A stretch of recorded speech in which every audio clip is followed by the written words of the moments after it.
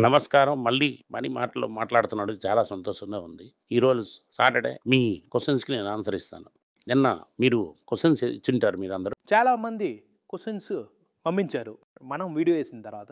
నేను ఈ కమెంట్‌లో చూసిన దాంట్లోన చాలా డిఫరెన్స్ ఏటి కనిపించిందంటే, లాస్ట్ వీక్ నుంచి దానికన్నా ముందు వీక్ ఏమో నాటకో పడిపోయింది అని చెప్తూనే ఉండేవారు. లాస్ట్ వీక్ ఏమో ఇండసెంట్ తగ్గింది అని చెప్తూనే ఉండేవారు. ఇప్పుడేమో అలాగే ఒక షిఫ్ట్ జరిగింది. మనపురమేమో ఇప్పుడు లాభంలో ఉంది. 50-60% ఉంది.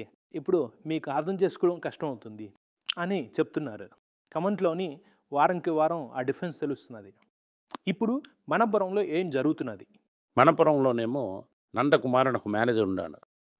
అంటే ఆ మేనేజింగ్ డైరెక్టర్ అతను. తన తనకు ఫ్యామిలీలోని ఎవరు లేరు నెక్స్ట్ లెవెల్‌కి తీసుకెళ్ళడానికి ఈ కంపెనీ. సో, ఆళ్ళ ప్రమోటర్‌లో నెక్స్ట్ జనరేషన్ మనుషులు లేరు. సో, మేనేజ్మెంట్ ఏటవుతుందో ఒక డౌట్ ఉంటది. దానికి ముత్తూట్‌కి ఒక గ్యాప్ ఉంటది. ఇప్పుడేమో బెయిన్ క్యాపిటల్ అని ఒక పీఈ ఫండ్ దాంట్లో ఇన్వెస్ట్ చేశారు. ఇప్పుడేమో 18% ఫ్రెష్ క్యాపిటల్ ఆళ్ళు ఇంట్రొడ్యూస్ చేస్తున్నారు. అప్ టు 26% మార్కెట్ నుంచి తీసుకుంటారు. ఎవరెవరికి కావాలో వాళ్ళ షేర్స్ ఏమో సరెండర్ చేయొచ్చు. టోటల్లీ 41% వరకు వెళ్తుంది. ప్రమోటర్‌తోని అలాగే 28 అలాగే ఉంటుంది. దాని తర్వాత ప్రమోటర్‌తోని 70% ఓన్ బై ప్రమోటర్ అలాగా మారొచ్చు. బ్యాలెన్స్ ఏమో పైనుంటుంది. బెయిన్ క్యాపిటల్ అవుతున్న ఒక ప్రొఫెషనల్ రన్ కంపెనీ. బిజినెస్ ఏమో ఫాస్ట్‌గా ఎక్స్‌పాండ్ అవుతుంది. నెక్స్ట్ 5 ఇయర్స్‌లోని మంచి రిజల్ట్స్ రావడానికి చాలా అవకాశాలున్నాయి. కానీ ఎవరికైతే భయం ఉందో వాళ్ళు అమ్మేసి వెళ్ళిపోవడం బెటర్. ఇప్పుడు మీకు భయం ఉంటే కొంతమంది 100% ప్రాఫిట్‌లో ఉంటారు. నాలాంటోళ్ళేమో 7-8 టైమ్స్ లాభంలో ఉన్నాం. రెగ్యులర్‌లీ ఎవ్రీ క్వార్టర్ డివిడెండ్ ఇస్తున్న కంపెనీ అది. ఇంకా నెక్స్ట్ 5 ఇయర్స్‌కి మంచి గుడ్ న్యూస్ ఉంటుంది. కానీ మార్కెట్ వోలటాలిటీ మన వల్ల ప్రెడిక్ట్ చేయడం కష్టం. మీ దగ్గర చాలా బెటర్ రెవెన్యూ ఉందంటే మీరు ఇంకో చూసుకోవచ్చు. ఓకే. మనం ఇప్పుడు లంచ్‌కి అప్‌డేట్ అవ్వలామా? ఎఫ్ఏఎస్ కూడా డబ్బులు ఏస్తూనే ఉన్నారు. ఎఫ్ఐఎస్ ఒకసారి ఒకరోజు వేసినారు. ఒక్కసారి కూడా ఏసారు కదా సార్. ఈ 7,000 కోట్లు ఎందుకొచ్చింది? ఎలాగొచ్చిందని మనకు తెలీదు. ఫండమెంటల్ ఏదో మారిందంటే మారలేదు. ఫండమెంటలీ మారిందంటే రిజల్ట్ తెలియాలి. రిజల్ట్ ఏప్రిల్ 20 వరకు మనకేంటి తెలీదు. ఆల్రెడీ ఎసెంచర్ ఏం చెప్పారంటే ఐటీ రిజల్ట్స్ అంత బాగోదు అని చెప్పారు. ఎఫ్ఎంజీ కూడా అంత బాగోదు. మార్కెట్ మాత్రం పెరుగుతుందని చెప్పలేం. మీకొక బ్రీతర్ ఇచ్చారు అంతే. లాట్ ఆఫ్ స్టాక్స్ ఏమో టిఫిన్ కెఫీ రేంజ్‌లో ఉన్నాయి. కోవిడ్ టైంలో పేషెన్స్ అన్నది 1 వీక్ టైం. మీరు టీ కొట్టు ఉంచారంటే కొన్ని సంవత్సరాలు టీ కొట్టు వస్తేనే అది పైకెళ్తుంది. పాండమిక్ ముందు నుంచే నేను మనపురం హోల్డ్ చేశాను.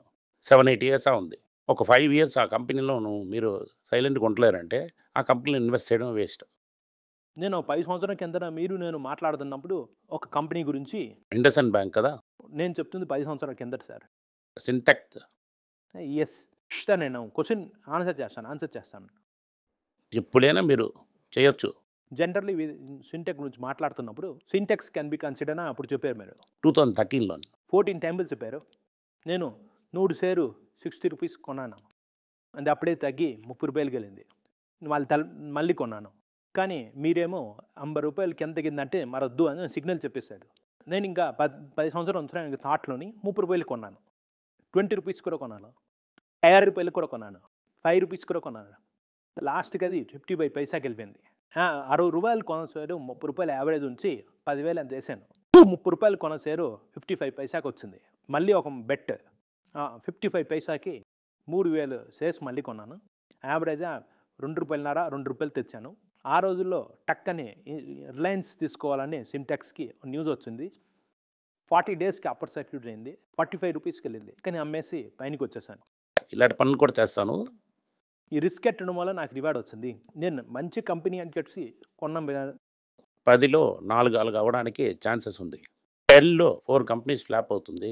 డెక్స్టర్ షూస్ అని ఒక కంపెనీ, బై వర్సెస్ రీటైల్ అని ఒక కంపెనీ. ఇదే వారన్ బఫెట్‌కే ఫ్లాప్ అయింది. ఎయిర్‌వేసే కొనని చెప్పి ఎయిర్‌వేస్ కొని కూడా లాస్ అయ్యారు అతను. ఎంత పెద్ద కంపెనీ అయినా కూడా 10లో 4 పోతాయి. కానీ ఇలాగా ఒక స్టుపిడ్ బట్టి నేను తీసుకున్నాను. అది నాకే తెలుసు.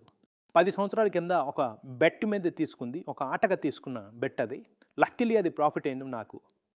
ఇప్పుడున్న మార్కెట్ సిట్యుయేషన్‌లోనే చాలామంది ఇన్వెస్ట్ చేస్తాను అనుకుంటున్నారు. కోవిడ్‌లో ఉన్నోళ్ళందరికీ 1 వీక్ అని చెప్తున్నారు. ఇలాంటి బెట్స్ తీసుకోవడం ఎంత రిస్క్? ఇలాంటి మార్కెట్ ట్రెండ్ అని. నిన్న జీజీ ఇంజినీరింగ్ గురించి మాట్లాడాను. సింటెక్స్ కూడా బ్యాన్ నుంచి అలాగ అయిపోయింది. నాకు తెలిసిన బెట్టి అప్పు లేని కంపెనీ అవుతుంది బెస్ట్. ఎస్పెషల్లీ మీరు ప్రమోటరే తెలియదంటే ఇది నాతలక్ మ్యాట్రిక్స్. టు సీ అంత లెవెల్‌లో బ్రాండ్ అందరికి తెలిసి ఉండొచ్చు. 2 అప్పు ఉండకూడదు. 3 ఏమో ప్రమోటర్స్ 50% మీద ఉండాలి. దాంట్లో మనం గేమ్‌లో ఎళ్ళొచ్చు. ప్రమోటర్ అమ్మేసారంటే మీరు కూడా అమ్మేయాలి. ఆ కండమ్ కంపెనీకి కూడా అలాగే అయింది. ప్రమోటర్ బాగా అనిపిస్తే మంచి కాస్ట్ తీసుకోవచ్చు. ప్రమోటర్ నేను అమెరికాలో సెటిల్ అవ్వని అమ్మేసి వెళ్ళిపోయారు. ఎవరు అమ్మారో లేదో కొన్నోడు ఒక ఫ్రాడ్ అని తెలిసినట్టు స్టాక్ ఏమో కిందకెళ్ళిపోయింది పూర్తిగా. స్మాల్ క్యాప్ కంపెనీలో ప్రమోటర్ 17% ఉండాలి. బీ2సి ఉండాలి. GG company west Bengal order అని షేర్ బాగా భయంకరం పెరిగింది. బీ2బిలోనే ప్రాబ్లం. బీ2సి పర్వాలేదు. బీ2సి అంటే కస్టమర్‌కి ఏంటి అమ్ముతున్నారో మీకే తెలిసుంటది.